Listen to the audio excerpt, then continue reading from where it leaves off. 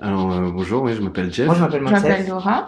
L'histoire que je vais te Cette histoire raconter. Alors, incroyable. mon histoire, moi, elle commence Mon à histoire, en fait, Budapest. pour la raconter, il va falloir remonter un petit peu en arrière. 6 ans, et deux en 2014. 2015. Il y a eu un instant précis qui a bouleversé énormément de choses. Changé toute ma vie en fait. C'était un tournant dans ma vie qui a un peu tout chamboulé. Et en fait, je suis là pour vous raconter ma life. Retour à l'instant T, c'est le podcast qui met en lumière vos propres histoires, celles qui entrent dans vos vies un instant et bouleversent tout sur leur passage.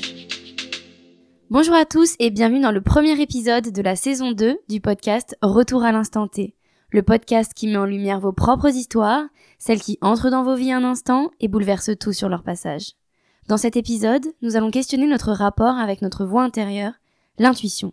Cette pensée non rationnelle qui est supposée nous guider à travers nos expériences, satisfaire nos besoins vitaux et nous prévenir des dangers. Vous vous apprêtez à découvrir l'histoire de Ken.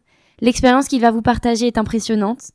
Ken est un homme en quête d'aventure qui souhaite tout quitter pour partir vivre dans un autre pays accompagné de sa femme. Malheureusement, les choses ne se présentent pas du tout comme prévu.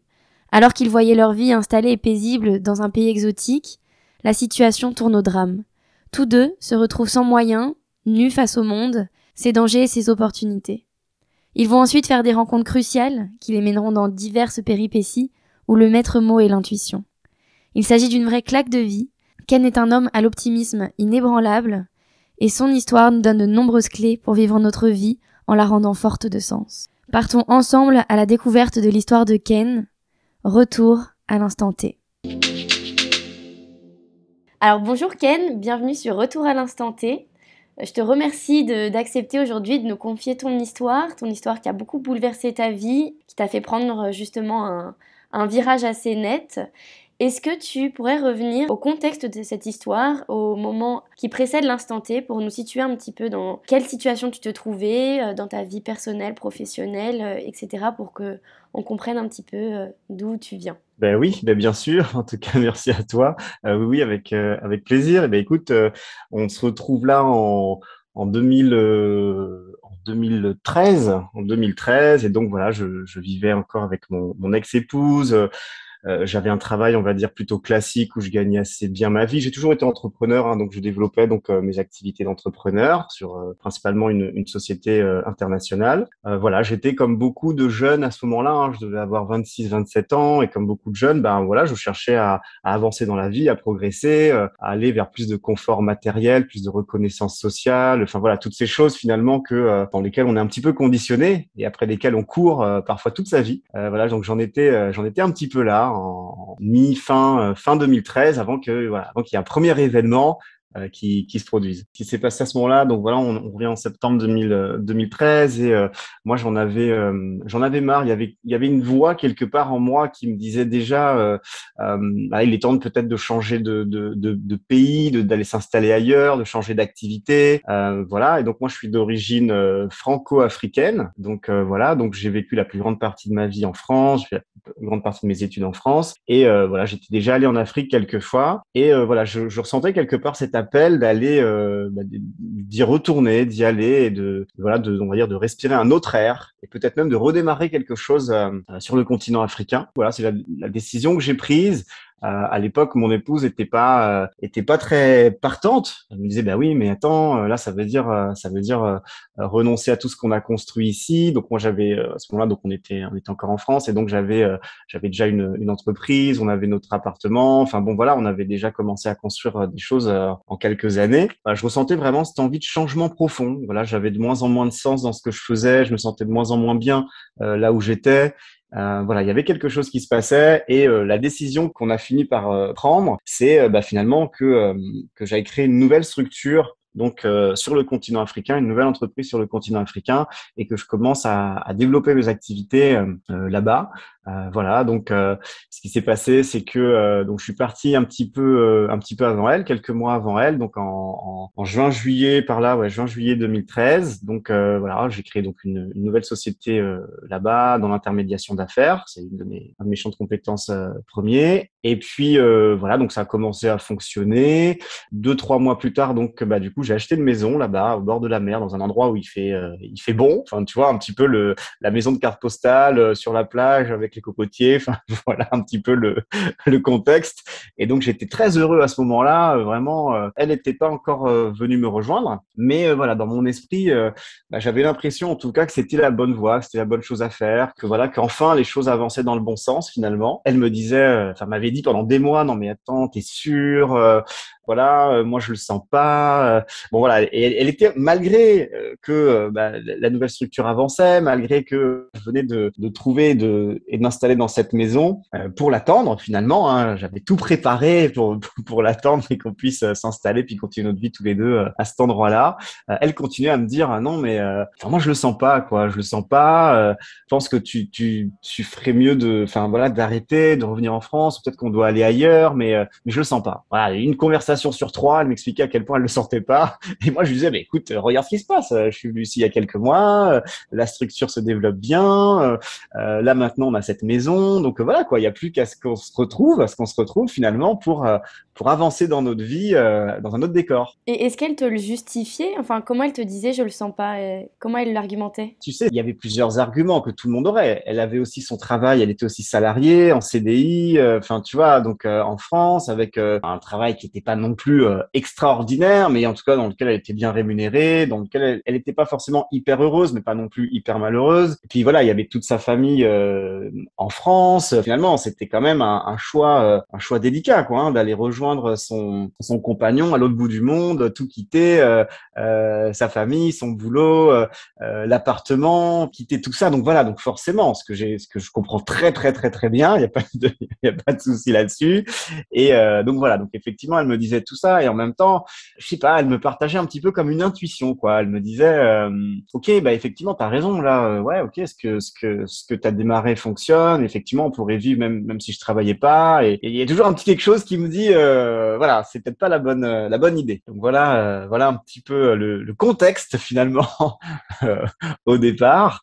Et du coup, finalement, après plusieurs mois de discussions, de négociations, mais t'es sûr, mais non, mais mon travail, mais comment, enfin bon, etc. Hein, dans tout ce que tu peux imaginer. Finalement, elle me dit fin novembre, elle me dit écoute, ça fait des mois qu'on s'est pas vu. Voilà, je t'aime, j'ai pas envie qu'on continue cette relation à distance et j'ai envie de te rejoindre, quoi. Donc ok, ça marche. Donc moi très heureux. Donc fin novembre, voilà, je prends son billet d'avion pour qu'elle arrive, tu vois, le 20 décembre. L'idée c'était qu'on puisse réussir à fêter Noël et le jour de l'an ensemble dans cette maison, enfin à l'autre bout du monde, au soleil. Enfin voilà, tu vois, c'était l'objectif. Et puis qu'on redémarre la nouvelle année qui allait démarrer, donc l'année 2014 qui allait redémarrer dans ce nouveau décor ailleurs tous les deux. Et puis donc elle arrive le 20 décembre, le 21 décembre précisément, là où on était, là où j'étais. Et donc elle arrive à la maison. Voilà, donc évidemment on est très content de se retrouver. Donc je lui montre un petit peu. Alors elle arrive, il fait nuit, hein, c'est très tard dans la nuit. Donc et puis donc voilà, je l'installe, etc. Et puis là un truc incroyable puisque même pas. Je sais pas, je dirais une heure après son arrivée, même pas, tu vois, quelque chose comme ça. Là on commence à voir. On commence à voir de la fumée un petit peu, tu vois. Et là, je me rends compte qu'il y a un feu qui a commencé dans un coin de l'appartement, de l'appartement, de la pièce de vie principale de la maison finalement. Et donc, là, on se dit, mais qu'est-ce qui se passe? Alors là, je cours pour aller chercher de l'eau parce qu'au départ, c'était un petit truc. Encore une fois, aucune idée. Apparemment, c'était peut-être un souci électrique. Enfin, jusqu'à aujourd'hui, ça reste un mystère incroyable. On a la pièce principale. La pièce principale donne sur la chambre et en fait dans le coin entre la porte de la chambre et la pièce principale, donc voilà, là au niveau un petit peu au-dessus d'une prise, tu avais sur le mur c'est les maisons un petit peu, tu sais, qu'on peut avoir dans les pays où il fait chaud, donc t'as des matières un petit peu en bois, t'as des matières un petit peu voilà, des matières de ce type-là. Au départ, pour moi, c'était un petit quelque chose et je suis de tempérament assez calme, tu vois, je suis pas du genre à m'inquiéter comme ça ou à agir, tu vois, de façon irréfléchie. Donc je me suis dit, bon, je sais pas ce que c'est que ce truc, mais enfin voilà, on va l'éteindre, je vais aller chercher de l'eau, voilà. Enfin, j'étais assez confiant. En fait, là où on habitait, de temps en temps, il y avait des coupures d'eau. Quand tu es dans ces endroits-là, tu vois, on coupe parfois l'eau quand il y a des travaux à faire, etc. C'est un pays d'Afrique où voilà, la journée il n'y a pas de souci, mais la nuit il peut y avoir des coupures d'eau ou des coupures d'électricité parce qu'ils font voilà, ils font différents travaux et ils profitent évidemment que tout le monde dorme pour faire ces trucs-là. Et comme par hasard, donc encore une fois, tu verras que mon récit plein de mystères encore pour moi, mais comme par hasard, et moi je crois plus au hasard, hein, mais il y avait cette coupure à ce moment-là, donc pas possible de trouver une goutte d'eau, mais heureusement, comme je te l'ai dit tout à l'heure, on habitait à 100 mètres de la mer. Donc, tu vois, de chez moi, j'entendais la mer et voilà. Et donc, on avait un gardien à l'extérieur. Et donc là, je vais réveiller le gardien. Je dis, écoute, il y a un souci. Enfin voilà, donc il vient voir. Il commence à courir pour aller chercher de l'eau, mais le truc incroyable, le film, quoi. Enfin voilà. Si tu veux, ça a été fou, quoi, parce qu'on est sorti de la maison. 30 secondes plus tard, des nuages de fumée, c'était fou. On n'a même pas pu récupérer nos affaires. Et à aucun moment, si tu veux, je me suis dit, je pourrais pas retourner dans la maison, je pourrais pas récupérer mes affaires. Donc tu vois, je suis en caleçon dehors, une vingtaine de mètres, en train de regarder, avec l'espoir que le gardien puisse régler le souci rapidement. Et je vois ces nuages de fumée de plus en plus gros. Enfin, voilà, ce truc vraiment fou. Donc j'ai mon épouse de l'époque donc en pleurs à côté de moi. Enfin voilà, donc qui a pleuré pendant 3 jours non-stop, un truc vraiment incroyable. Finalement, on a appelé les pompiers, mais bon, les pompiers la première caserne de pompiers étant à peu près 60 km de là où on était. Finalement, ils sont arrivés 3 heures plus tard. Quand ils sont arrivés, il n'y avait plus grand-chose à sauver. De là, tout a démarré. Puisque voilà, moi, le lendemain matin, donc le 22 décembre au matin, j'ai plus rien en fait. Tu vois, j'ai plus rien. Je suis en caleçon. Tout mon bureau, mes outils de travail, mes ordinateurs, mes disques durs, tout ce sur quoi je travaillais déjà depuis un certain temps. Enfin voilà, mes papiers d'identité, parce que tout ça était dans la chambre du fond et donc je pouvais pas y accéder puisque comme je t'expliquais, l'endroit où ce feu s'est déclaré nous a pas permis. Voilà, on pouvait plus passer par la suite parce que je serais peut-être rentré, mais je serais pas sorti. Donc c'était pas forcément la bonne idée. Donc voilà, donc ce 22 décembre 2013 au matin, je me retrouve voilà avec mon épouse à l'autre bout du monde, qui vient dans les jours précédents de bazarder tous nos meubles en France, notre appartement. Enfin voilà, tous quitter son boulot du jour au lendemain pour me rejoindre, vivre à l'autre bout du monde, construire une nouvelle vie. Et là, on se retrouve quelques heures après son arrivée, sans plus rien, quasiment plus rien, à l'autre bout du monde. Tu vois. Donc là, on va dire, c'est le premier truc de fou. Enfin, en tout cas, c'est l'une des choses les plus folles que j'ai pu vivre et les plus délicates que j'ai pu vivre. La chance que j'ai, entre guillemets, c'est que je suis quelqu'un de très résilient et de très je sais pas comment dire, on va dire que je sais prendre du recul sur les choses, pour parler simplement. Comme je disais, mon épouse était en pleurs et je lui disais, mais écoute, voilà, on est en vie, voilà, ok, effectivement, on vient sans doute de perdre le fruit de plusieurs années de travail, etc. Mais voilà, on est en bonne santé, donc finalement, j'ai confiance dans le fait qu'on réussira à se relever et à avancer. Enfin voilà, en tout cas, j'étais dans cette dynamique-là, voilà, très clairement. De plus en plus, je crois qu'on attire à nous en fait les situations, tu vois. Et je sais pas pourquoi toujours, et on sait pas toujours pourquoi. Souvent, c'est source de souffrance, de difficultés, d'incompréhension. Mais je crois qu'on attire les situations et souvent pour grandir et avancer vers quelque chose de mieux. En tout cas, à cette époque, j'avais déjà cette compréhension, cette conscience-là des choses. Je sais pas pourquoi c'est arrivé, c'est un truc de fou. Mais il doit y avoir une bonne raison, quelque chose que j'ai pas compris, quelque chose. Voilà, il y avait effectivement elle qui me disait, écoute, c'est pas le bon moment, on devrait pas aller s'installer à cet endroit-là. Enfin, il y avait plein de choses que j'avais pas forcément écoutées. J'avais des petits doutes de mon côté que j'avais pas forcément complètement écoutés. Et je m'étais embarqué bille en tête dans ce projet-là, dans cette installation-là, et voilà, sans écouter finalement complètement mes intuitions. En tout cas, ce que je me disais, c'est que si ce truc venait de m'arriver à moi, c'est qu'il y avait une bonne raison à ça et que j'allais sans doute en sortir grandi et avec quelque chose de mieux, quoi. Quelques heures après, on va dire, on est là à errer un petit peu, parce qu'il y a plein de monde qui est arrivé forcément, à nous demander ce qui allait se passer. Donc il y a un propriétaire d'hôtel pas loin, français, qui nous a dit écoutez, venez vous installer à l'hôtel. Je peux avoir une chambre, mais juste pour 2 jours, parce qu'il y avait Noël dans 2 jours, il était complet à partir de Noël. Donc, je rappelle encore qu'on était on est le 22 décembre. Donc voilà. Donc, il était complet du 24 jusqu'au 10 janvier ensuite. Mais il était OK pour, en tout cas, au moins qu'on puisse réfléchir 24 heures, quoi.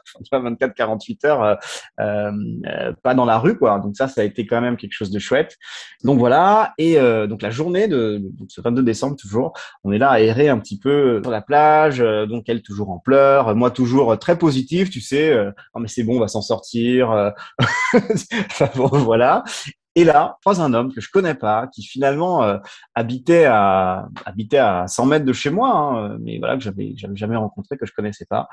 Et donc, on s'arrête, donc il voit mon épouse en pleurs, et puis moi, serein, quoi. On était en train de regarder donc la maison de loin et tout ça, et donc il s'arrête à notre niveau et il nous dit ah là, dis donc, c'est fou ce qui s'est passé là, les pauvres personnes qui vivaient là. Enfin voilà, voilà, en fait, il commence à nous dire un truc comme ça, et moi je suis là serein, et il me dit mais qu'est-ce qui se passe? Il nous dit qu'est-ce qui se passe? Il demande à mon épouse et je lui dis bah écoutez, en fait cette maison c'était la nôtre, quoi, il y a quelques heures.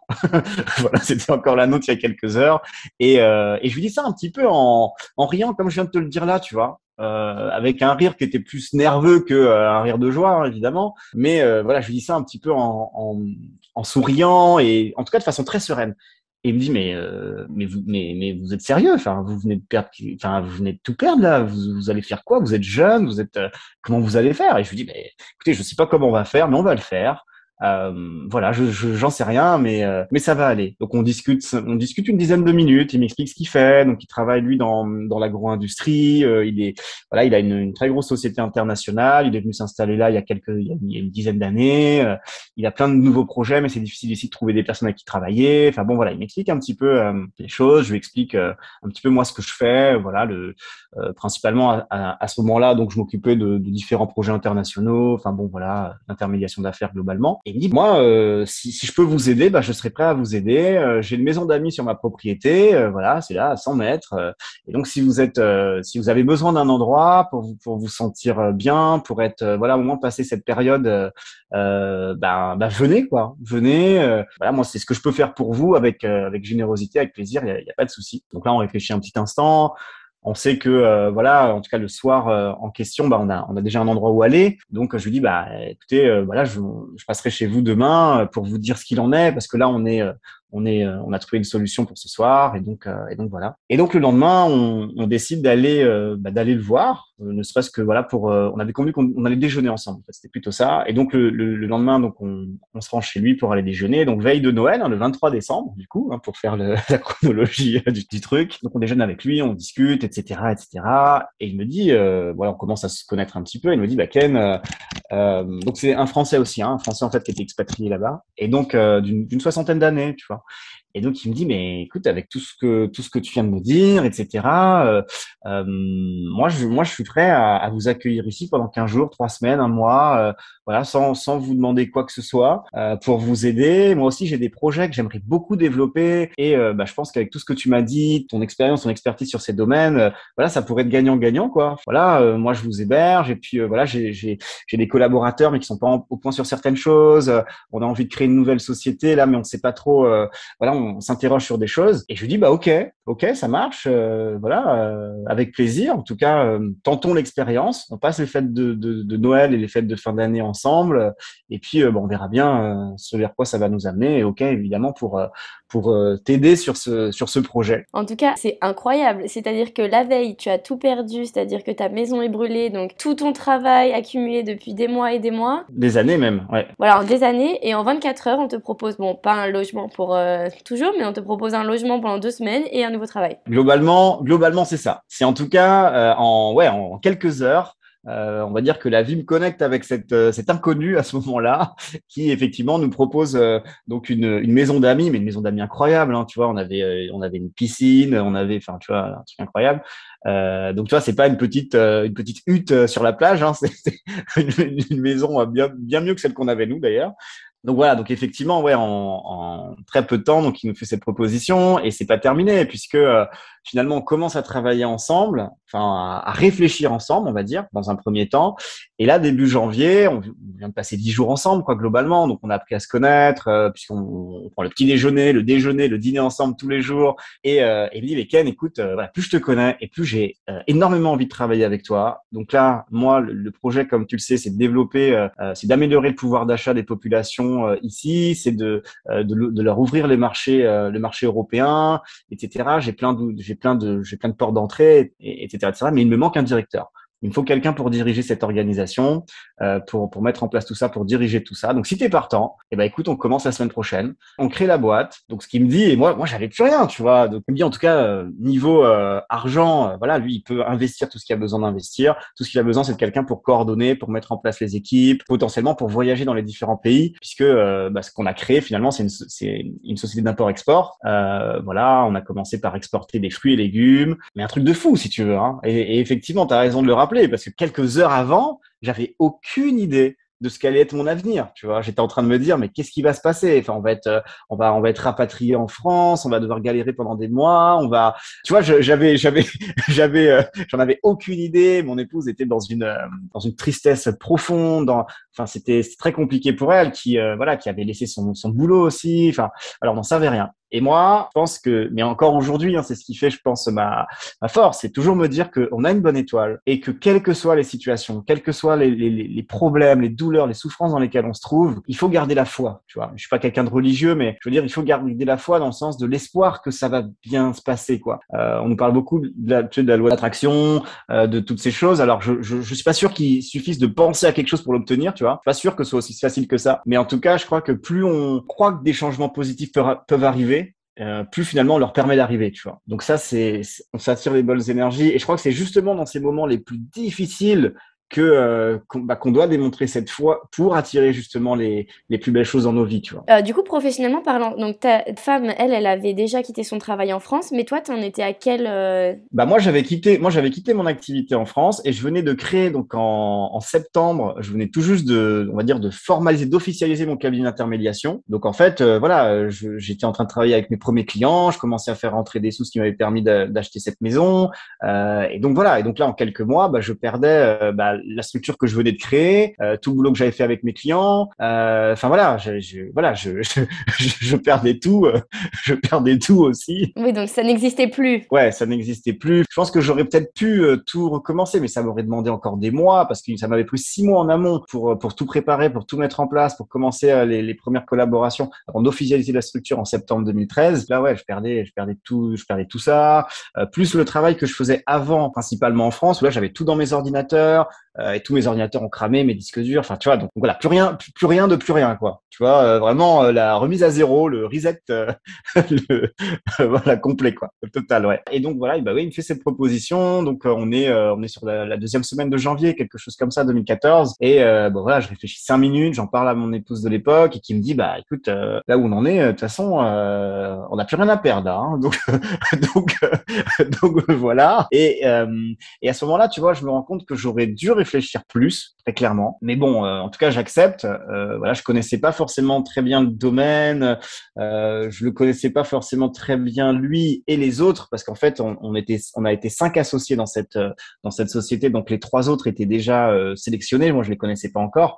Et donc j'arrivais moi 5e associé, puisque voilà, les 3 autres, lui et moi. Un petit peu comme j'avais fait en venant, en décidant de venir m'installer là. Je me disais, ouais, c'est une super opportunité, très enthousiaste. Effectivement, ça va me changer la vie. Enfin, on va pouvoir. J'étais toujours dans ce truc, tu sais, dans ce rêve d'un an avant, de 8 mois avant, de enfin avoir une vie au soleil, à faire un boulot que j'aime, pour des personnes que j'aime. Tu vois, j'étais encore dans ce truc-là, et je me disais, mais super, quoi.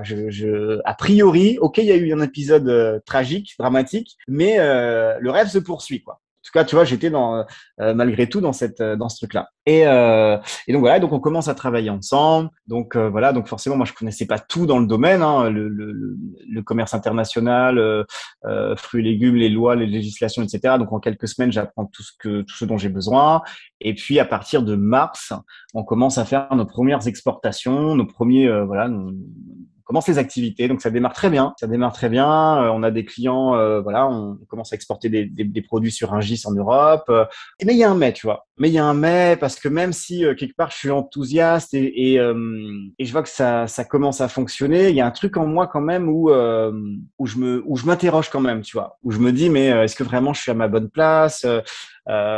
Ok, mais bon, finalement, je travaille avec voilà tous ces industriels, toutes ces personnes qui sont pas toujours très soucieuses de l'humain ou de la nature. Et moi, c'est des valeurs pour moi qui sont hyper importantes, encore plus aujourd'hui, mais qui le sont depuis toujours et que j'ai jamais vraiment écouté, tu vois, en tout cas jusqu'à il y a quelques années. Donc il y avait un mec, quoi, il y avait une partie de moi qui disait bon bah ok, t'es en train de poursuivre un petit peu entre guillemets ce rêve américain, mais ou peut-être ce rêve africain, tu vois. Voilà, donc ok, c'est chouette, mais il y avait une partie de moi qui était pas nourrie, tu vois. Très clairement, il y avait une partie de moi qui était pas nourrie. Mon épouse me disait ben ok, c'est cool, ça avance, mais elle, bah voilà, elle avait pas encore trouvé d'activité de son côté, donc voilà, ça, même si on pouvait vivre, on va dire confortablement, c'était pas non plus, tu vois, le paradis, quoi. Hein. C'était quand même, il a quand même fallu travailler dur, c'était quand même pas évident. Et puis au mois de juin, enfin mai-juin, quelque chose comme ça, donc mon associé principal dont je parlais, donc qui d'ailleurs chez qui on vivait encore, hein, dans la maison d'amis sur sa propriété, hein, mais on est resté dans cette maison pendant 6 mois en fait, hein, puisque bah voilà, comme j'étais son bras droit aussi à ce moment-là, enfin voilà, il y avait plein de choses qui faisaient que c'était beaucoup plus simple de se retrouver le matin au café pour discuter des affaires de la boîte. Et puis ouais, autour de mai-juin, donc il me dit bah écoute, on a de nouvelles opportunités, donc plus dans le minerai. Effectivement, les fruits et légumes nous permettaient d'améliorer la qualité de vie des producteurs locaux, et donc ça pour moi c'était très très précieux. C'était le sens pour moi, tu vois, parce que j'ai toujours eu cette quête de sens que je trouvais pas au départ, et c'est pour ça que j'avais choisi de tout plaquer un petit peu, parce que voilà, j'étais un peu comme beaucoup d'entre nous aujourd'hui, hein, à plus trouver de sens dans ce que je faisais. Et donc finalement, avec ce premier département agricole, bah, c'était une façon d'aider les agriculteurs locaux, etc. On avait participé à la création de coopératives et tout, donc c'était chouette, c'était du sens. Malgré que je me sentais pas tout à fait à ma place, il y avait quand même une notion de sens. Et puis là, il me propose, donc ouais, autour de mai-juin, de créer un nouveau département, un département minerai dans notre société d'import-export, pour aller chercher des minerais, donc des minerais précieux, hein, principalement pierres précieuses, or, enfin tu vois. Donc j'ai fait mes calculs en fait, hein, comme beaucoup de gens l'auraient fait, comme moi à l'époque. Et je me suis rendu compte là qu'en fait en 2 mois je pouvais gagner l'équivalent de 3 ans de rémunération globalement, tu vois. Et donc je me dis bon, travailler pour entre guillemets enrichir des personnes déjà riches, parce que voilà, je vais pas rentrer trop dans les détails, mais les commanditaires étaient des grosses boîtes internationales qu'on connaît bien, qui ont des gros magasins parfois sur les Champs-Élysées ou dans d'autres pays du monde. Enfin bon voilà, sans dire les noms des différents commanditaires pour qui on allait faire ce travail d'approvisionnement en pierres précieuses principalement. Et là, je me suis dit, bon, bah, de toute façon, voilà, à la limite, je peux faire ça pendant 6 mois, 1 an. Voilà, j'aurai un certain capital qui pourra me permettre, si j'ai envie, moi, d'aller plus vers des activités éco-citoyennes, solidaires, parce que moi, c'est ça qui me porte, tu vois, au départ, le respect de la planète, l'éducation, enfin, voilà, toutes ces choses-là qui sont plus importantes. Au moins, j'aurai un capital. Et donc, ok, allez, je signe, on y va, c'est pas grave.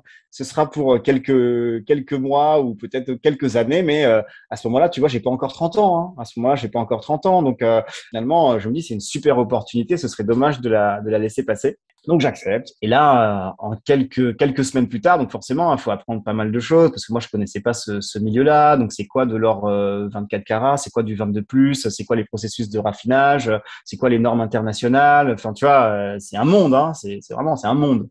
Et donc, j'apprends tout ça en quelques semaines. Et là, me voilà parti aux 4 coins du monde pour aller négocier des contrats d'approvisionnement. Tu sais, j'étais celui qu'on envoyait avec avec son petit attaché case qui allait négocier des trucs, des contrats avec des approvisionneurs, avec des orpailleurs, parfois dans des petits villages, parfois, enfin bon voilà, un truc incroyable, un film, hein, encore une fois. Mais je me sentais de moins en moins à ma place. Plus les semaines passaient, et plus je me disais, mais qu'est-ce que tu fous là, quoi? Et il y a eu vraiment une nuit où on est à l'été 2014, donc tu vois, on doit être fin juillet ou début août 2014, où là je suis au Mali, tu vois, c'est la période un peu Boko Haram, tout ça, tu vois, on enlève des gens, c'est chaud quoi, tu vois, c'est une période tendue. Et moi, j'étais encore, et je le suis encore, je suis cet éternel optimiste qui se dit, t'inquiète pas, tout ira bien. Tu vois, je suis cet éternel optimiste là. Et donc, donc voilà, donc, bon, bah, j'accepte, hein, ok, j'ai bien compris les risques, tout ça, mais bon, ça m'arrivera pas à moi, il n'y a pas de souci. Et donc voilà, je fais ce voyage donc pour aller négocier comme à d'autres endroits. Je me retrouve dans un hôtel qui avait été complètement réservé pour moi. Donc je suis tout seul, je suis seul client. Alors, c'est pas un immense hôtel, tu vois, mais c'était un hôtel peut-être, je pense, d'une trentaine de chambres quand même, hein. Donc j'étais le seul avec les fournisseurs, le commanditaire, parce qu'en fait on passait par notre société, mais le commanditaire il était sur son yacht au milieu de l'océan Indien, il me disait bon bah voilà on va faire ça, voilà ce que je suis prêt à payer, nanana, bon voilà en fait globalement. Et moi, je négociais avec les vendeurs, en fait, hein. Donc, on avait des processus de vérification, parce qu'après, il y a des normes, il y a des lois, hein. On peut pas faire n'importe quoi. Donc, on vérifie. Après, faut aller, ça passe par la douane. Enfin, c'est tout un truc. Et je me retrouve donc cette nuit dans cet hôtel tout seul, dans ma chambre. Le personnel est là juste pour moi. Un peu bizarre. Cet hôtel, il est, tu sais, c'est le genre d'hôtel vraiment très bizarre parce que tu sais, il y a des barreaux aux fenêtres. Tu peux pas sortir à part par la, par la porte d'entrée. Tu vois, globalement. Enfin, pas globalement, c'est voilà, c'est ça. Donc mon épouse était jamais avec moi donc à chaque fois, donc elle restait voilà dans le pays où on avait notre quartier général à ce moment-là, enfin où on habitait à ce moment-là. Mais on échangeait tous les jours, hein, tout le temps. Et je lui expliquais, et là j'ai une conversation avec elle. Elle me dit mais attends, mais Ken, mais tu te rends compte que là en fait t'es en train de m'expliquer que tu es dans un pays où t'es jamais allé, dans un hôtel où il y a personne d'autre que toi, que tu vas rencontrer des hommes que tu n'as jamais rencontrés, qui pour négocier des contrats de plusieurs millions d'euros. Et si les gens sont mal intentionnés, tu vois. Et là, tu sais que c'est la période Boko Haram et compagnie. Enfin voilà, enfin je veux dire, tu vois, tu peux te faire enlever, tu peux te faire tuer peut-être. Et franchement, pour tout te dire, ce jour-là, je prends conscience d'un truc, tu vois. Jusqu'à ce moment-là, j'étais encore hyper optimiste, hyper naïf, hyper tout ce que tu veux. Et là, après cette conversation-là, tu vois, je suis seul dans ma méga suite d'hôtel, tout seul sur mon lit, à me dire, mais oui, mais qu'est-ce que tu fous là, quoi? Effectivement, tu risques ta vie. Effectivement, tu es en train de travailler à enrichir des personnes qui sont déjà pour la plupart multimillionnaires. Elles sont où toutes tes valeurs? Elle est où ta sensibilité pour l'humain? Elles sont où toutes ces préoccupations-là qui t'ont animé depuis que t'es tout petit? C'est où tout ça, en fait, tu vois? Et j'ai tout ça qui m'arrive. Donc, c'est une nuit, voilà, où c'est plein d'émotions, c'est enfin, tu vois, plein de choses, où là, je retrace ce qui s'est passé dans les 12 derniers mois. Donc, avec, effectivement, tout quitter en France, avec ma chérie de l'époque, la perte de cette maison, enfin, voilà. Et je me dis, mais en fait, mais qu'est-ce que tu fous, quoi? Effectivement que la vie t'a tendu des perches et t'a permis de pas être là à la rue, de pas, etc. Mais t'as peut-être pas fait les bons choix en fait. Et t'es même d'ailleurs clairement pas à ta place en fait. Tu vois. Et donc là c'est vraiment le truc que je me dis cette nuit-là et je me dis demain j'arrête. Je me dis clairement demain j'arrête. Demain j'appelle mon associé principal, même si c'est un grand ami, etc. Et voilà, mais je l'appelle, je lui explique que bah non, moi, je peux pas continuer. Il y a quelque chose en moi, il y a mon âme quelque part qui est pas nourrie, qui peut-être même qui pleure de ce que je suis en train de faire là, même si tout est légal, tout est carré, tout est, tu vois, c'est pas le souci, mais à aucun niveau ça améliore le monde. Et là, en fait, je suis en train juste de nourrir un système qui me convient pas. Je suis juste en train de participer à un jeu auquel j'ai pas envie de participer. Et donc le lendemain matin, très tôt, première heure, 6h, 6h30, j'appelle donc mon associé principal, je lui dis écoute, demain je rentre, j'arrête, voilà en fait, j'ai plus envie. Il me dit mais attends, mais tu te rends pas compte, là on en est déjà là, dans 2 mois on pourrait en être là. Je lui dis oui, mais en fait je m'en fous quoi. Tu vois, je m'en fous, voilà, j'ai plus envie. Et puis vraiment, si je suis à l'écoute de moi-même, en fait, l'argent en réalité, ça n'a jamais été quelque chose qui m'a drivé. C'est un moyen, mais ça n'a jamais été une fin pour moi. Alors oui, c'est un moyen. Si demain j'ai envie de construire des écoles, si demain j'ai envie de faire des actions hyper importantes, bah oui, si j'ai un fonds, si j'ai un capital, je peux le faire. Mais ça n'a jamais été mon moteur en réalité, et donc voilà, je veux plus. Et aussi, peut-être que la situation, le fait que tu aies tout perdu et d'un coup on te propose une somme astronomique, bah forcément tu vois le poids et l'équilibre dans la balance où tu te dis mince, j'en ai besoin en fait de cet argent. Ouais, clairement. Ça c'est sûr que ça a joué dans ma prise de décision, mais je pense quand même que j'ai manqué de présence, tu vois, que j'ai manqué de présence, d'écoute de moi, d'écoute de mon épouse de l'époque, qui encore avait une intuition beaucoup plus… Depuis le début. Depuis le début, ouais, depuis le début. Et donc, même aujourd'hui, je sais pas si un jour elle écoutera ce podcast, mais en tout cas, je suis encore désolé et plein de regrets parce que, oui, ça m'a permis de vivre des choses incroyables et je serais pas où je suis parce que c'est ça, je parle de regrets, mais en réalité, tout ça m'a amené là où je suis aujourd'hui. Donc, je suis heureux aujourd'hui, tu vois, il n'y a pas de souci. Mais voilà, il y a quand même une part de regret parce que, ouais, j'aurais peut-être dû faire d'autres choix. Mais bon, voilà, j'ai fait ces choix-là. Toujours est-il que, voilà, on est fin juillet, début août. Et là, je dis à mon associé principal, ben voilà, c'est fini. Moi, j'arrête cette activité. Voilà, moi, ce qui me porte, c'est d'autres choses, c'est d'autres valeurs. Et voilà. Donc, il me dit, bah, écoute, réfléchis. Prends une semaine, 1 mois, 6 mois, enfin voilà, comme tu le sens, réfléchis-y. Dans tous les cas, tu as des parts dans la société. Donc voilà, tu restes actionnaire de cette société. Si vraiment tu n'as plus envie d'avoir une responsabilité, un rôle opérationnel, ben on va se débrouiller on va trouver quelqu'un d'autre pour mener les actions sur lesquelles on compte sur toi. Donc voilà, globalement. Là, je reviens donc je prends cet avion, je reviens, voilà, on parle un petit peu plus. Et il me dit, ben sinon, écoute, vu que ce type d'action, t'es plus tellement partant, en tout cas ce type de mission, t'es plus tellement partant, il y a d'autres types de projets, de missions qu'on nous a confiées, qui sont peut-être moins périlleuses, enfin en tout cas qui pourraient être moins dangereuses, etc., parce que ça faisait partie des arguments que j'avais avancés par rapport à ça. Et donc j'accepte, tu vois. Je me dis bon bah ok, je veux bien continuer sur ces autres actions plus simples, locales. Voilà, on va dire. Le seul truc que je voyais, si tu veux, de positif, c'était encore une fois d'être rémunéré en fait. Tu vois, en réalité, les différentes missions dont il me parlait, ça me faisait pas vibrer, c'était pas. Voilà, effectivement, je savais que j'avais les compétences et que j'allais pouvoir apporter des choses, mais c'était pas ça nourrissait rien profondément en moi, tu vois. Mais j'accepte quand même, tu vois. Je me dis, bon, bah, j'accepte pour une phase de transition. C'est pas grave, j'accepte, voilà, pendant 2, 3, 6 mois. Et puis, ça va me permettre de construire un autre projet qui sera plus en phase avec qui je suis.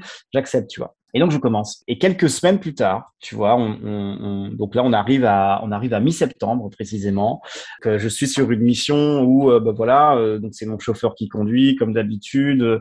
Je dois aller passer une commande pour un de nos clients, en fait, passer une commande pour lui.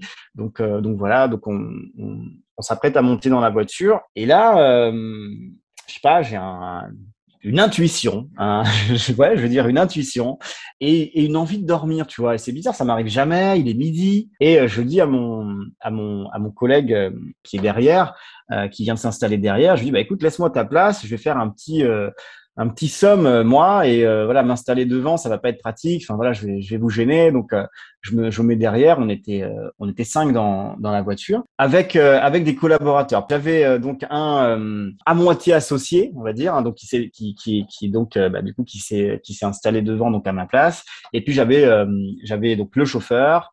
Le chauffeur et puis 2 autres collaborateurs voilà qui sont plus sur le côté juridique, enfin tu vois ces trucs-là. Et puis donc on prend la route, donc je m'installe à l'arrière et donc voilà mon ami, parce que finalement mes collaborateurs deviennent souvent mes amis en peu de temps, et donc mon collaborateur est ami, donc on me dit mais attends, mais c'est fou là, qu'est-ce qui se passe aujourd'hui, Ken? Toi tu dors jamais en voiture, tu te mets jamais derrière, qu'est-ce qui se passe aujourd'hui là? Il va pleuvoir, je sais plus ce qu'il a dit, mais tu vois, une connerie, bon je sais plus. Et donc voilà, et donc je m'installe à l'arrière, je me mets à l'avant, voilà, on part, on prend la route. Et donc on avait à peu près une 60aine de kilomètres à faire, 60-80 kilomètres à faire. Et donc on part. Et moi je m'endors au bout de quelques minutes, tu vois. Vraiment j'avais une fatigue, je sais pas d'où est venue cette fatigue parce que j'avais rien fait de particulier, mais vraiment je me sentais épuisé. Donc voilà.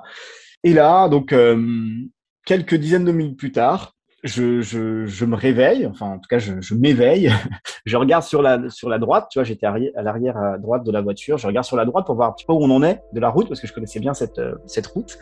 Je regarde devant moi et là je vois la calandre d'un immense camion. J'ai juste eu le temps de voir la calandre et là un impact incroyable puisqu'on a ce camion de je sais pas combien de tonnes, tu sais, les énormes camions là. Et donc voilà, et donc en fait sur une nationale à midi 30, tu vois, à cette mi-septembre, on est percuté par ce camion de plein fouet et rentre mais face à face dans notre véhicule. Donc, un autre camion qui rentre derrière, la voiture complètement emboutie, tu vois, le moteur est rentré dans l'habitacle, derrière, enfin, vraiment truc de fou. J'ai pas eu le temps de réfléchir. Je me suis évanoui quelques secondes. Voilà, j'ai l'impression d'avoir comme quitté mon corps, tu vois, pendant quelques secondes. Et puis je me suis réveillé. Ça a été très rapide parce que au moment où j'ai ouvert les yeux, il y avait encore les bouts de verre, tu vois, qui tombaient par terre. Ça a vraiment été je sais pas, 3 secondes, tu vois. Et là, je me dis, tu vois, j'ouvre les yeux. Je sais pas trop si je viens de perdre mes 2 bras, mes 2 jambes. En plus, on était dans un pays où, tu vois, personne met sa ceinture pour rouler. Donc, aucun d'entre nous n'avait sa ceinture de sécurité. Enfin, bon, voilà, truc de fou, quoi. Et là, je sais pas je sais pas, tu vois, je sais pas si je vais mourir dans 1 heure, dans 2 heures, si les autres sont en vie, sont morts, si je viens de perdre 2 bras, 2 jambes. Enfin, voilà, j'en sais rien. Et je me dis un truc. Enfin, en tout cas, j'ai ce truc qui vient, qui me dit, Ken, désormais, tu travailleras plus jamais avec ou pour des personnes qui partagent pas tes valeurs. C'est quelque part, le reste de ta vie finalement devra être dédié quelque part à prendre soin de tes valeurs, à prendre soin de ce qui est important pour toi. Et c'est terminé de vendre ton temps contre de l'argent. Enfin voilà, tu vois, en 10 secondes, j'ai tous ces trucs là qui arrivent. Finalement, comme si j'avais un gros message de la vie qui était venu, qui avait essayé de me murmurer des choses pendant des mois et des mois, tu vois, et que j'avais pas su écouter, enfin voilà, j'étais reparti plus ou moins dans les mêmes choses, un petit peu différemment, mais sans écouter finalement mon fort intérieur, sans écouter tout ça. Et là, très clairement, pour moi, cet accident, tu vois, il vient comme un choc extrême qui me réveille profondément et qui remet l'intuition, mon âme en fait aux commandes, tu vois. Et qui me dit c'est terminé. Là, je sais pas si je vais finir tétraplégique ou j'en sais rien du tout, mais toujours est-il que désormais je dois me mettre au service de ce qui est profondément important pour moi et voilà. En tout cas, c'est le message que j'ai à ce moment-là. Et ce qui se passe, c'est que du coup, ce qui rend la chose encore plus tragique, on va dire, c'est que mon ami qui lui s'est assis devant est plus là pour en parler puisque lui il est décédé suite à cet accident. Moi, il m'a fallu 2 ans pour réapprendre à marcher. Le soir de cet accident, donc ça a été tout un truc, hein, parce qu'il a fallu nous extraire de la voiture. Je t'ai expliqué un petit peu dans quel état elle était, donc il a fallu nous extraire. Donc moi, j'avais des fractures complexes, donc un peu partout. Hein. J'avais ma main droite était complètement morte, des fractures complexes au niveau du bras, fractures au niveau du bassin, des jambes, des pieds, enfin un truc incroyable. Hein, vraiment, j'étais en 1000 morceaux. Et donc vraiment, ça m'a. Alors, je suis un éternel optimiste, hein, je le disais tout à l'heure, mais à ce moment-là, en tout cas, à ce moment-là précis, je me disais voilà quoi, là tu vas peut-être finir comme un légume. J'ai osé me dire ça, en tout cas pendant un instant. Ça n'a pas duré longtemps parce que mon extrême optimisme est revenu quelques heures plus tard. Mais en arrivant à l'hôpital, tu vois, bon, on a attendu dans ces pays-là, tu sais, il faut attendre des heures avant qu'il y ait des secours. Donc ça a été un truc incroyable, tu vois. Jusqu'à présent, je pensais que la rage dedans, c'était le pire truc qu'on pouvait vivre. Bah non, en fait, tu vois. Quand tu as des os brisés dans toi, c'est pas mal sympa aussi, tu vois. C'est des sensations très particulières. Donc finalement, voilà, après quelques heures d'attente, on nous amène dans un premier hôpital. Dans ce premier hôpital, et là j'ai constaté toutes les problématiques qu'il peut y avoir dans certains pays d'Afrique. Tu vois, on arrive dans un premier hôpital, on me dit bah non, le médecin en fait il est parti, enfin le seul médecin qui est capable de faire les radios, etc. Il est parti. D'ailleurs la machine est pas tout à fait est un petit peu en panne, donc voilà, donc il faut nous amener dans un deuxième hôpital, mais on vient de passer 3 heures par terre dans une salle de 80 mètres carrés avec je sais pas une centaine d'autres personnes qui ont d'autres problèmes multiples, hein, d'une toux à des accidents comme le nôtre, enfin tu vois un truc incroyable, presque une histoire de guerre, tu vois, presque l'impression d'être dans un hôpital de guerre. Et puis là, donc, finalement, on nous amène, on nous amène à l'hôpital militaire, parce qu'il y avait un hôpital militaire à une 30aine de kilomètres, donc on nous amène finalement à cet hôpital militaire. Arrivé à l'hôpital militaire, on me dit écoutez, on va devoir vous amputer du bras droit parce que voilà, vu l'état dans lequel vous êtes, si on fait pas ça, moi j'avais pas tout compris à ce moment-là. Mais ce qui était sûr, tu vois, c'est que moi j'étudiais beaucoup le pouvoir de l'esprit sur la matière depuis quelques années, le pouvoir de l'inconscient, enfin toutes ces choses-là m'ont toujours passionné. Et j'avais cette voix qui me disait non, en fait, dans le pire des cas, tu mourras, mais tu mourras avec tous tes membres. Voilà, il n'est pas question d'accepter d'être amputé, il n'est pas question de rentrer dans ce truc-là. C'était une sorte d'intuition encore ? Ouais, c'était encore c'est ça, c'était encore exactement ça, c'était encore une intuition. Vraiment, il y avait un truc où ce chirurgien vient me dire ça et c'était quelques secondes quoi. Et je lui ai dit non, écoutez, on va pas faire ça. Lui, il te dit il faut amputer sinon tu perds ton bras et tu peux mourir en fait. Ouais, clairement. Il me dit là, il m'explique là, donc il y a des membres de ma famille qui étaient là, parce que voilà, j'avais un petit peu de famille dans ce pays-là, mais de la famille voilà que je côtoyais pas plus que ça, et donc qui ont appris ça, qui sont venus. Et du coup, ouais, il m'explique ça, et là j'ai ce truc qui dit mais non en fait. Et je lui dis bah non, écoutez, c'est gentil. Et je lui ai dit ça, hein. J'étais mais dans un état incroyable, tu vois. Et je lui dis bah écoutez, c'est très gentil, mais en fait on va pas faire ça. On va pas faire ça. Si je dois mourir, je mourrai avec tous mes membres. Mais non, on va pas faire ça, quoi.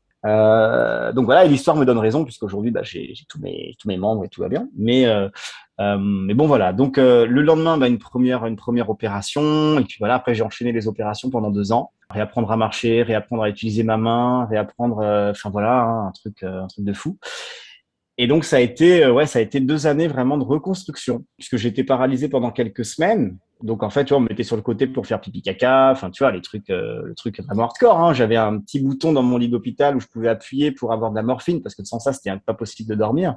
Voilà, donc les premiers mois, ouais, ça a été très hard, on va dire. Mais plus le temps passait et plus j'étais optimiste. En fait, comme je te disais tout à l'heure, le lendemain de la première opération, la première opération a eu le lendemain de l'accident, mais le surlendemain de l'accident, donc le lendemain de la première opération, bah, j'avais retrouvé tout mon optimisme, tu vois. Il y avait un truc qui me disait, on ne sait pas combien de temps ça va durer, on ne sait pas, voilà, peut-être que tu vas en avoir pour 2 ans, 5 ans, 10 ans avant d'être de nouveau sur pied, mais tu seras de nouveau sur pied.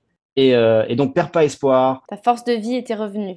Ouais, c'est ça, la force de vie était revenue. Et donc après, ouais, après, c'est des mois de 2 années ouais, pour se reconstruire, etc. Ouais. Et du coup, tu disais que la personne qui avait échangé de siège avec toi dans la voiture était morte. Tous les autres, vous en êtes sortis? Alors, le chauffeur est celui qui s'en est le mieux sorti, en tout cas de son côté. J'ai un de mes collaborateurs donc qui a en partie perdu la tête, on va dire, qui a perdu une partie de ses facultés cognitives. Et puis pour l'autre, bah, c'est un petit peu comme le chauffeur finalement. Hein. Il a eu des séquelles, des choses cassées, mais en quelques mois, ça allait quoi. Donc globalement, voilà, on a été deux pour qui ça a été vraiment beaucoup plus grave. Donc, bah, mon ami et collègue qui est décédé et moi, pour qui il a fallu 2 années de rééducation, de reconstruction. Et donc voilà. Et puis, j'ai donc, mon autre collaborateur qui, voilà, aujourd'hui, qui arrive plus, par exemple, tu vois, qui a des troubles de la mémoire très réguliers, qui a gardé des séquelles encore jusqu'à aujourd'hui. D'accord. Et comment tu envisages le fait de te dire que tu vois, tu as eu cette intuition qui t'a fait te mettre à l'arrière et changer cette place? Est-ce que ça a été... Enfin, comment on appréhende ça le lendemain en se disant mais si j'avais été à sa place, je serais mort. Si j'avais pas demandé à lui d'échanger, bah, c'est lui qui serait en vie. Est-ce qu'il y a une culpabilité? Est-ce que il y a justement une joie d'être en vie? Enfin, comment on envisage ça? Ouais, c'est très spécial. C'est très spécial parce que j'ai eu un peu de culpabilité et j'en ai peut-être encore, tu vois, quelque part. Il y a peut-être encore une part de moi qui a cette culpabilité. Et en même temps, si tu veux, mais ça, c'est l'histoire de ma vie. Aujourd'hui, j'ai fini par comprendre que tout ce qui arrive doit arriver, en fait. Donc, je crois que, en fait, ce que je me dis aujourd'hui, c'est que même si c'est moi qui avais été à l'avant, je pense qu'il se serait passé la même chose. Tu vois, en fait, je pense que la répartition des dommages aurait été la même. Donc, aujourd'hui, tu vois, je me dis, je pense que c'était pas mon jour. C'était pas moi qui devais qui devait rester dans cet accident ce jour-là. Et donc oui, finalement, la vie m'a amené un petit peu cette intuition, pour dire bah voilà. Ouais, il y a eu de la culpabilité pendant un temps. Par contre, il y a pas eu. Tu vois, t'as parlé aussi de joie, etc. Non, tu vois, jusqu'à aujourd'hui. Ok, je suis en vie, mais tu vois, j'ai jamais eu ce sentiment, ce truc de me dire ah super, chouette, heureusement que j'étais pas devant. Enfin, tu vois, j'ai jamais eu ce type de. Bien sûr, bien sûr. Mais est-ce que tu te dis pas, bah putain, en fait, je peux me faire confiance et j'ai une intuition qui me protège, en fait, et de te dire que t'as cette faculté. Ah oui, non, aujourd'hui, d'ailleurs, dans mes activités aujourd'hui, c'est aussi ce que j'amène aux gens qui travaillent avec moi, c'est justement de comprendre qu'on a tous cette boussole intérieure, on a tous ce radar intérieur, on a tous cette intuition qui est mais 1 milliard de fois plus bienveillante qu'on pourrait le penser, 1 milliard de fois plus intelligente que notre cerveau. Et donc, en fait, là où on commence à avoir des problèmes dans la vie, en tout cas, moi, c'est ce que j'ai compris aujourd'hui, c'est quand on la met de côté. C'est quand on se laisse guider par nos peurs, par notre ego, par nos conditionnements sociaux, par notre éducation, quand on se laisse driver par toutes ces choses qui sont pas connectées à notre fort intérieur, et ben finalement, tu vois, on commence à avoir des problèmes. Donc les problèmes, moi, ça a été très hard, mais pour d'autres personnes, c'est une maladie qui arrive, c'est un divorce, c'est la perte d'un boulot, c'est un accident peut-être un peu moins dramatique que le mien, mais tu vois, c'est un burn-out. Enfin, tu vois, j'ai l'impression aujourd'hui, enfin ma compréhension aujourd'hui, c'est que si pendant trop longtemps on n'écoute pas cette intuition, on ne s'écoute pas soi-même, on se laisse happer par les choses de la vie, tôt ou tard, tu vois, je pense qu'il nous arrive des choses qui sont source de souffrance. En tout cas, aujourd'hui, c'est ce que je me dis et je vois, et c'est ce que je vois avec toutes les personnes avec qui je travaille aujourd'hui.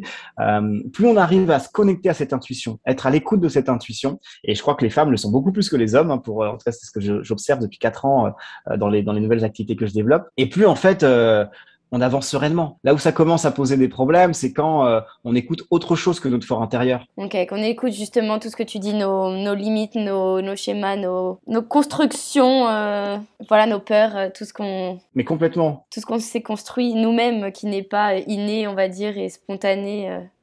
Mais c'est ça, l'éducation, notre éducation, les écoles qu'on fait, l'éducation de nos parents, tout ça nous amène parfois à une place qui n'est pas forcément la nôtre. Et donc, tôt ou tard, il y a comme un cri du cœur, il y a comme quelque chose qui a envie de se réaligner.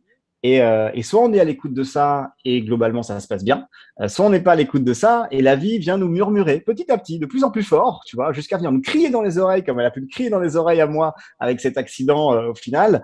Voilà, en fait aujourd'hui c'est ça ma compréhension des choses. Je suis pas quelqu'un de, comme je dis, de religieux, mystique ou quoi, mais en tout cas mon expérience de vie depuis tout petit jusqu'à l'accident que je viens de te partager m'amène à cette compréhension-là, quoi. Et donc vraiment être vigilant. Je crois que notre plus grand devoir, tu vois, finalement, c'est pas d'écouter les gens, c'est pas tout ça, c'est de nous écouter nous-mêmes, en fait, tu vois, et de se réserver ce temps pour s'écouter nous-mêmes. Personne d'autre que nous peut nous dire ce qui est bon pour nous en réalité, tu vois. Donc voilà, aujourd'hui c'est vraiment ça, et c'est aussi pour ça que je développe ce que je développe aujourd'hui, pour témoigner de ça, pour accompagner les personnes qui ont envie justement de se reconnecter à elles-mêmes et à s'épanouir en fait, parce que c'est ce qu'on veut tous. Du coup, explique un petit peu, après que tu aies reçu ce message qui te disait il faut que tu fasses quelque chose qui a du sens, qui soit utile pour les gens. Tu as eu cette rééducation, c'est un gros travail sur toi-même au niveau physique et au niveau psychologique évidemment, et du coup, qu'est-ce que tu as décidé de faire? Eh ben écoute, ce qui s'est passé, c'est que pendant ces 2 années, je me suis formé à plein de choses. Donc dans le développement personnel, parce que j'en avais besoin moi d'une part. Je me suis formé à plein de pratiques, de la programmation neurolinguistique, en passant par la psychologie sociale. En fait, si tu veux, cet accident m'a amené à me reposer les bonnes questions. Et je me suis dit, 3-4 jours après, tu vois, je me suis dit, mais qu'est-ce que moi je peux faire qui soit aligné avec mes intuitions, qui soit aligné avec ce que j'ai envie d'apporter à la société, peut-être au monde, ou en tout cas aux gens qui sont autour de moi, qu'est-ce que j'ai envie de faire? Et là, j'ai commencé à faire des recherches, tu vois, je me suis rendu compte qu'on était de plus en plus nombreux à être en quête de sens, qu'on était de plus en plus nombreux à ne plus vouloir rentrer dans les cadres des sociétés qui exigent des choses de nous, qui nous amènent à nous oublier nous-mêmes. Tu vois, je me suis rendu compte qu'on était de plus en plus nombreux.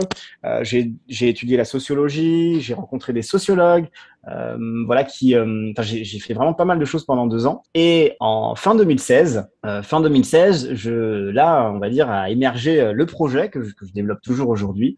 Un projet que j'ai appelé le projet Karmonie. C'est un mix entre karma et harmonie. Enfin, tu vois, voilà.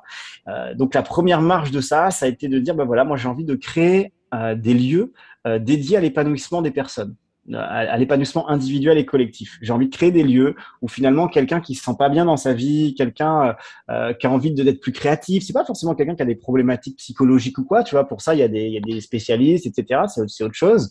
On n'est pas forcément malade, mais on peut être triste de pas réussir à s'épanouir. On peut avoir besoin de personnes bienveillantes pour nous booster. Parce que ce que j'ai découvert, c'est qu'en France, par exemple, tu vois, on est 25% à ce qu'on appelle des créatifs culturels, c'est-à-dire des femmes, des hommes qui ont envie de faire bouger les lignes, qu'on ont marre de participer à un système qui leur convient pas. Donc ça, tu vois, ce sont les créatifs culturels. Tout le monde peut checker ça sur Google. Et on est globalement intéressé par les mêmes choses. On a cette quête de sens, d'équilibre, du prendre soin de soi, du prendre soin des autres. Ça va être des mères ou des pères de famille qui vont aller vers la parentalité positive, vers la pédagogie alternative, vers un autre mode de communication, de consommation, enfin bon, etc. Et donc, on est de plus en plus nombreux à ça. Et donc, quand je me suis rendu compte de ça, je me suis dit, mais moi, j'ai envie d'aider ces 25% à devenir 50%, tu vois. Et j'ai envie peut-être que ces 50%, un jour, peut-être que je serai plus là pour le voir, mais deviennent 100%, tu vois. Et donc, j'ai créé un premier lieu au Mans en 2017 qui s'est appelé l'Oasis Carmony. Voilà, et donc ce lieu a fédéré plusieurs centaines de personnes. D'abord un lieu associatif, un tiers-lieu associatif dans la Sarthe. Voilà, ouais, on a fédéré plusieurs centaines de personnes, on a fait plusieurs centaines d'événements, d'animations pendant quelques années. Et puis depuis janvier 2020, on a fait évoluer cette structure. On est aujourd'hui devenu une structure, un réseau coopératif dans lequel je travaille avec 80 professionnels de l'accompagnement. On aide toute personne aujourd'hui ou toute organisation qui a envie d'avoir un quotidien plus harmonieux. Que ce soit le jeune qui est perdu, qui sait plus, qui a fait 5, 6, 10 ans d'études et qui ne se sent pas à sa place, à la mère de famille qui ne se sent plus à l'aise dans son couple ou qui n'arrive pas à communiquer avec ses enfants, ou le cadre ou le dirigeant qui a créé sa boîte depuis 10, 15, 20 ans et qui n'en peut plus. Voilà, aujourd'hui en tout cas avec donc les écoacteurs, hein, on a un site et voilà, avec les écoacteurs, aujourd'hui on accompagne toutes ces personnes qui ont envie de vivre des transformations positives, qui n'ont plus envie de subir leur vie en fait. Tout domaine confondu, on a 8 grands champs d'action, donc ça va de prendre soin de son alimentation, à améliorer ses relations interpersonnelles, en passant par réussir sa transition professionnelle, réussir son projet à impact. Parce qu'aujourd'hui, parmi ces créatifs culturels, il y en a plein qui ont envie de mettre en place des projets, qui n'ont peut-être pas cette expérience, qui ont peut-être été salariés pendant 5, 10, 15 ans, et bah ok, je veux entreprendre, je veux être entrepreneur, mais je commence par où tu vois, ils peuvent avoir besoin d'être soutenus. Bon, moi, je suis un entrepreneur dans l'âme, c'est un autre truc, mais c'est pas le cas de tout le monde. Donc, effectivement, avec les écoacteurs, avec ce réseau coopératif, aujourd'hui, on accompagne toutes celles et ceux qui ont envie de remettre du sens dans leur vie, d'impacter plus positivement aussi la vie de leurs clients. On a des coachs, des formateurs, des thérapeutes. Voilà, c'est l'aventure que je développe maintenant depuis quelques années et clairement qui me remplit de joie, de gratitude. Enfin, je rencontre de magnifiques personnes tout le temps. Voilà, et ça fait grandir l'espoir quelque part aussi en moi et chez ceux avec qui je travaille, parce que quand tu regardes ce qui se passe à la télé, tu vois, aujourd'hui, tu as presque envie de dire que le monde est foutu, tu vois. Finalement, bon, bah, perdu pour perdu, tu vois. Enfin, en tout cas, on peut en arriver à croire ça, tu vois. Alors que tu as tout un tas de belles âmes, de belles personnes qui sont là, qui bougent, qui se bougent, qui créent des choses magnifiques et qui participent à créer le monde de demain. Tu vois, et aujourd'hui, c'est à ça que moi je travaille, c'est aider chacun à récupérer son pouvoir personnel, son pouvoir d'agir personnel, en développant parfois son intuition, sa capacité à s'écouter, etc., et à sortir des carcans psychologiques, émotionnels, sociétaux, dans lesquels parfois on est resté enfermé pendant des années et des années, dans lesquels on souffre souvent. Tu vois. On accompagne en une phrase, on accompagne toute personne qui souhaite impulser une transformation positive dans son propre quotidien, dans son activité professionnelle ou à plus vaste échelle, voilà, globalement.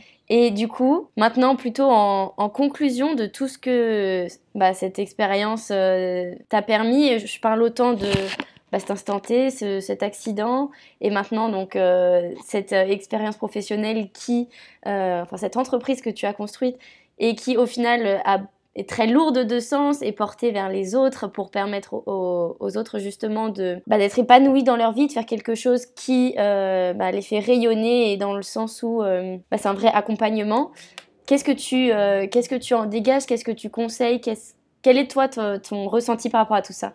Aujourd'hui, je dirais que je pourrais dire mille et une choses, mais je vais juste me contenter d'une chose en 30 secondes. C'est que aujourd'hui, vraiment, le conseil que je donnerais à tous ceux qui écoutent ce podcast et à tout le monde, si je pouvais le crier à tous les gens sur Terre, c'est vraiment de s'écouter et d'arrêter de penser qu'il y a quelqu'un d'autre que vous qui peut savoir ce qui est bon pour vous. Vous êtes les seules et uniques personnes à savoir ce qui est profondément bon pour vous. Vous allez avoir autour de vous des gens qui vont vous dire la vie c'est pas comme ça, ton truc ça marchera pas, non mais ceci, non mais cela, etc. Mais les écoutez pas. Voilà, écoutez vraiment votre fort intérieur et prenez ce temps. Comme l'illustre mon histoire, je me suis laissé embarquer. On court dans notre société occidentale, on court toujours quoi. On se réveille, on court, on va manger, on court. Enfin voilà, la vie est une course quoi. Et donc dans cette course, on a rarement le temps de vraiment s'écouter. Donc moi, ce que je conseillerais vraiment à tous ceux qui sont là, c'est si cette écoute a généré quelque chose pour vous, prenez 5 minutes, 10 minutes là après pour vous interroger de qu'est-ce qui est essentiel pour vous, qu'est-ce qui serait vraiment source de joie pour vous, d'enthousiasme pour vous, un pas à la fois chaque jour, avancez vers ça. Éloignez-vous de ce qui est source de conflit en vous quoi. Parce que sinon, tôt ou tard, la vie va vous le rappeler et ça peut être d'une façon très douloureuse. Voilà. Et c'est vrai que souvent, on se dit qu'on n'a pas le temps ou que, comme tu dis, voilà, c'est une course contre la montre, la vie, parce qu'on se planifie plein de choses et que tout est peut-être compliqué ou quoi. Mais C'est vrai qu'en fait, ce temps, on peut tous le prendre, mais c'est une décision avant tout. Mais complètement.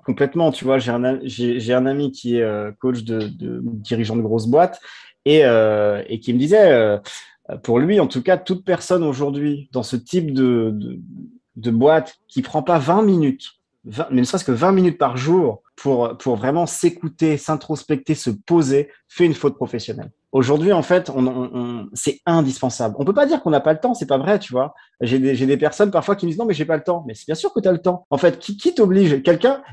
Voilà, c'est ça. Est-ce que quelqu'un te met un pistolet sur la tempe pour t'obliger à te réveiller à telle heure, à prendre ton déjeuner en tant de minutes? Personne, en fait. On a tendance à s'imposer des choses, mais nous sommes les maîtres de notre temps. En réalité, hein. Et donc tout le monde, enfin, j'ai travaillé, tu sais, avec des ministres, etc. Mais même ces personnes au plus haut niveau de l'État, ils ont du temps. Donc c'est pas nous, humbles citoyens, tu vois, qui n'allons pas trouver une demi-heure, une heure chaque jour pour prendre soin de nous. Parce que finalement, on est les personnes les plus importantes de notre vie. Si on prend pas soin de nous, qu'est-ce qui va se passer? Dans 10 ans, 20 ans, 30 ans, 40 ans, on va avoir un cancer, on va avoir une maladie, parce que c'est ça la réalité, tu vois. Donc en fait, j'ai l'impression qu'il y a une question d'intelligence, d'écologie intérieure et d'intelligence individuelle. Si j'ai envie de vivre vieux et en bonne santé, je me dois d'investir en moi chaque jour. Et donc finalement, pour moi, tu vois, c'est 20 minutes ou 30 minutes qu'on peut prendre pour soi, pour souffler, aller marcher dans la nature, regarder quelque chose d'inspirant, écouter un podcast inspirant, enfin peu importe. C'est du temps que j'investis en moi, en fait. Et je suis la personne la plus importante de mon quotidien. Donc je me dois d'investir en moi avant d'investir dans la boîte de mon patron, dans les rêves de mes amis, dans les peurs de mes proches. Donc voilà, aujourd'hui, pour moi, c'est ce que j'aimerais dire. Ouais. Je conseille vraiment à chacun de réussir à prendre ce temps. Vous êtes les personnes les plus importantes de votre vie. Prendre du temps pour soi, se faire plaisir, s'écouter, c'est primordial. Sinon, la vie a plus de sens. Et ce sera les mots de la fin du podcast. Merci beaucoup d'avoir partagé ton histoire qui était très poignante et je pense très enrichissante pour les personnes qui vont écouter ce podcast. Et au-delà de ça, de toutes les valeurs en fait que tu transmets, tous les conseils que tu donnes pour donner un sens à notre vie et à nous écouter nous-mêmes. Donc je te remercie vraiment d'avoir participé à ce podcast et de m'avoir fait confiance pour raconter cette histoire. Et avec grand plaisir. Un grand merci à toi. Et puis voilà, surtout, prends soin de toi, prends soin de ta vie aussi. C'est ce qu'on a de plus précieux.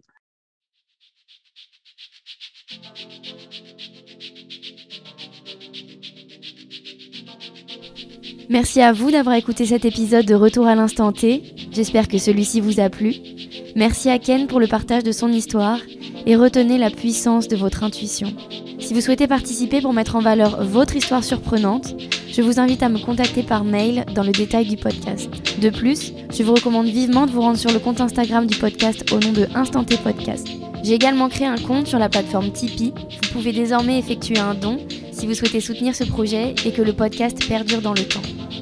Je vous remercie par avance et à très bientôt pour le prochain épisode.